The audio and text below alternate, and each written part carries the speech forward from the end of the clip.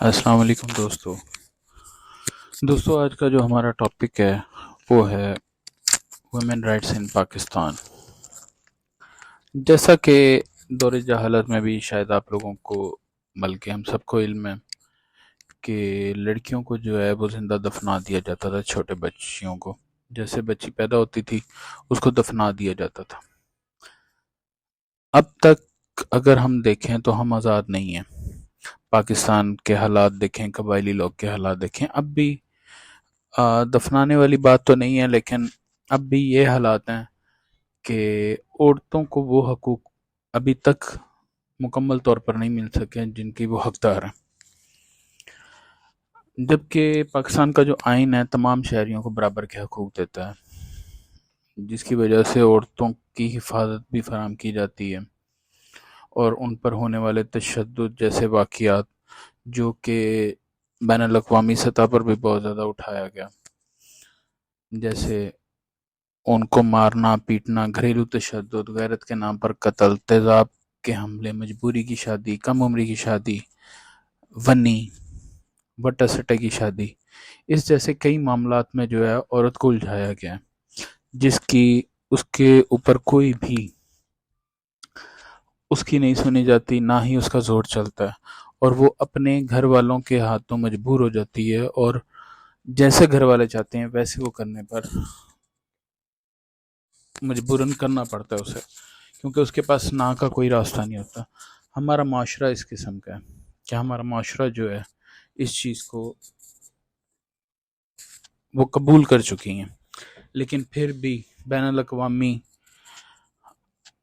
سطح پر, حکومتی سطح پر کچھ ایک خود اس نے جو اپنے لیے سٹیپ لیا اس کی بنا پر ان معاملات میں کافی حد تک اب بہتری آ چکی ہے. اب عورت جو ہے وہ لڑکوں کے مقابلے میں زیادہ کام کر رہی ہیں. سعودیہ جیسے شہر میں جہاں پہ عورت کو باہر نکلنا بھی منع تھا, مکہ کے اندر عورت گاڑی نہیں چلا سکتی تھی, اب ادھر دیکھیں عورتیں گاڑیاں بھی چلا رہی ہیں, اور ہر مال میں ہر شاپ پہ ایک سعودی عورت ضرور جو ہے سیلمنس کے طور پہ کھڑی ہے. لیکن انہوں نے اس کی کچھ پابندیاں لگا دیں کہ وہ نقاب کر کے کھڑی ہوگی, بایا پہن کے کھڑی ہوگی, یہ پابندیاں ان پر لاگو کر دی گئی ہیں. لیکن اگر ہم پاکستان کا لیں تو اب پاکستان میں جو لڑکیاں ہیں خاص طور پر وہ اس قسم کے تعلیم کے اداروں میں دیکھیں وہ نمایاں پوزیشن حاصل کر رہی ہیں. اگر ہم بزنس لیول پہ دیکھیں یا سیلز کے ریپریزنٹیٹیو دیکھیں تو لڑکیاں جو ہیں وہ زیادہ آگے لڑکوں کی نسبت جا رہی ہیں. کھیل کے میدان میں دیکھیں, اب جیسے پاکستان کی وومن کرکٹ ٹیم بھی ہے, عورت کو ہر قسم کی آزادی ہے. آخر یہ معاشرہ عورت کو صحیح حقیقی آزادی کیوں نہیں دیتا؟ اس کی سب سے بڑی وجہ ہے تعلیم. تعلیم جو ہے ہم لوگوں کا سب سے اہم مسئلہ ہے, کیونکہ ہم لوگ تعلیم کو اتنی اہمیت نہیں دیتے, نہ اس کے اوپر ورک کرتے ہیں. اگر بچہ میٹرک کر لے تو ہم کہتے ہیں کہ بچہ جو ہے وہ کاروبار شروع کر دے, بچہ جو ہے وہ باپ کا ہاتھ بٹائے. اور اسلام میں ہے کہ جلد از جلد شادی کریں. اگر ہم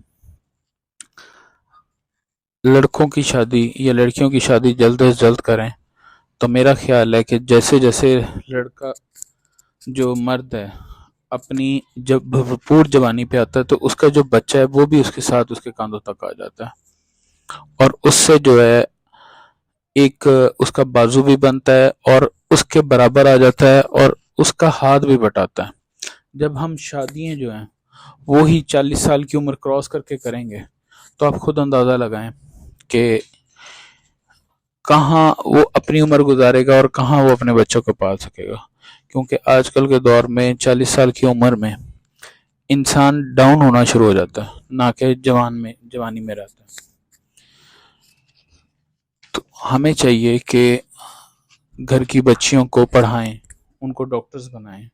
جو ہم پاکستان میں جیسے ٹیچرز کا ایک بہت اچھا پروفیشن ہے اس میں ہم ڈال سکتے ہیں. ڈاکٹرز ہیں, لیڈی ڈاکٹرز ہیں, بینکنگ میں سیکٹرز میں, اور کئی ایسے سیکٹرز ہیں جن میں لڑکیاں ایک اچھا رول پلے کر سکتی ہیں شیفس ہیں، اس طرح بیوٹیشنز ہیں، کافی اچھے وہ کریکٹرز ہیں جو لڑکیاں خود سے کر سکتی ہیں.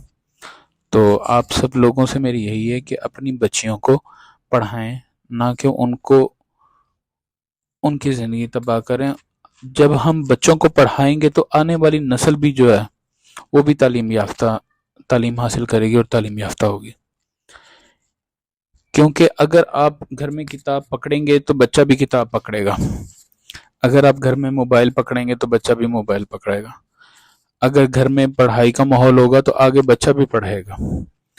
تو میری آپ سب سے یہی گزارش ہے کہ اپنے بچوں کو پڑھائیں، چاہے خواہ وہ لڑکا ہو خواہ وہ لڑکی ہو، ان کو پڑھائیں. شکریہ.